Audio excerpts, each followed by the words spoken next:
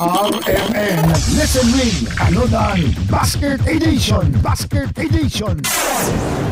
Kini nga panimalay karon mga kasama, nadungog na nato nga naglanog-lanog ang DXDC. Naka-tune in ni siya karon. Ila-ilahon na nato ang swerte natong mananaog.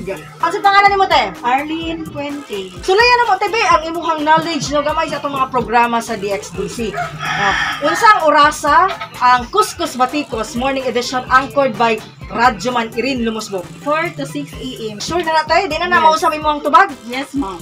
4 to 6 a.m. mga kasama. It's correct! 4 to 6 a.m. Ayan, ma'am! Dawata! Ang usa ka basket nato. Ma'am, usa-usahan na to ba ang unod sa atong basket karon? Itlog, burger, patis, luncheon meat, And natay mantika.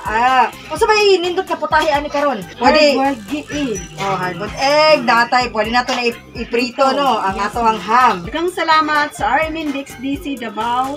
Tungod kay daghan pa mo na matabangan. Ayan, daghang kag salamat Ate Arlene and congratulations sa imong sa imong pamilya. Alang sa atong RMN Listen Win Panudan Basket Edition, kauban nato atong mga interns from Davao del Norte State College ug si Radyoman Joel Veray kini si Radyoman Aimee Ginita. Tatak RMN Listen Ring Anodan Basket Edition